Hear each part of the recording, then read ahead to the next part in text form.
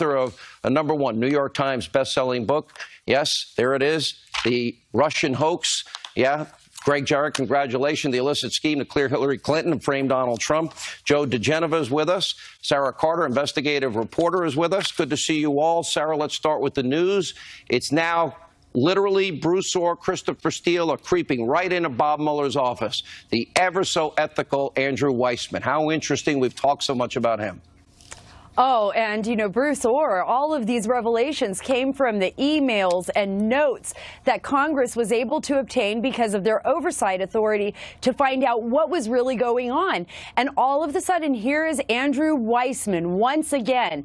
Before he joins Mueller's team, he's in communication with Bruce Orr. He's head of the crime fraud division, and he knows everything that's going on, Sean. And he's relaying that information, obviously, to somebody else. This is why Congress wants an investigation. This is why Congressman Meadows sent a letter to Attorney General Jeff Sessions demanding that John Huber, the prosecuting attorney, and Inspector General Michael Horowitz investigate Bruce Orr, his connections with his wife, that conflict of interest, his communications with Andrew Weissman. And what about declassifying these documents, which I hear Go ahead. Yeah, this is even bigger. According to a number of sources that I've spoken with, and President Trump himself actually told this in an interview yesterday, that he said that they are seriously considering declassifying the 20 pages of the Foreign Intelligence Surveillance Act warrant that have been redacted by the DOJ.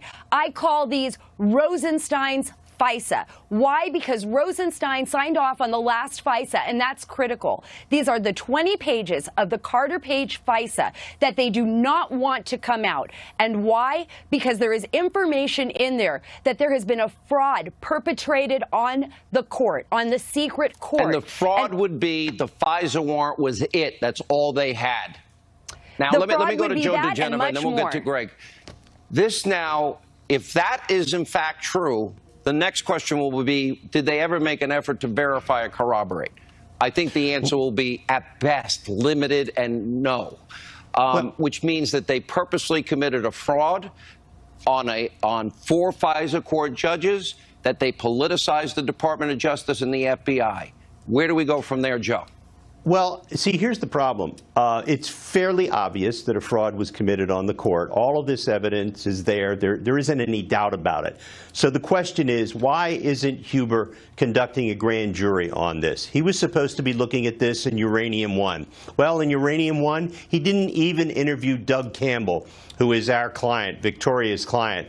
The bottom line here is we cannot trust the department under Rosenstein, who, by the way, no longer he's got a big problem with FISA personally, and that's under investigation. He signed the last one. Yeah, but it's worse than that. He's now under investigation, and he can't do FISAs anymore. The bottom line is this: Rosenstein. Joe, he's under investigation. Rosenstein is under investigation for things that involve the FISA warrants. And here's the key thing. Sessions is out of all of this. He can't do anything. So where are we in the department? We have a mess of such proportions that there is nothing that can be done about it. I do not trust at this point that the Inspector General, who has no subpoena authority, is going to be able to get to the bottom of this. He is, in fact, right now investigating Rod Rosenstein's role in the FISA warrant process. So Rosenstein can't have anything to do with the FISA process anymore. You know that anymore. Joe, I had not confirmed that myself. Sarah, have you? No, I have not confirmed that. I have heard that. Joe? Bottom line is, you know, we all talk to people, and that's what I know, and I'm happy to say it. It's a tragedy for where the department is. The department is in very bad shape right now. It is in free fall. Sessions is completely disengaged from this.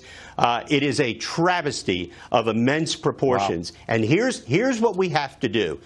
Congressman Meadows' request is very important. He deserves all kinds of medals for pursuing this. What we need to do is the members of Congress from both the House and the Senate need to demand that there be a federal grand jury investigation to all of the FISA processes, to everything that was done around it before the election, and everything that was done in it after the election, which involved lying to the FISA court. This is now so dangerous to the country that this could be going on. And with that editorial today in the New York Times, that's subversion. What you are reading in the New York Times editorial is subversion, that someone thinks that they can thwart an election.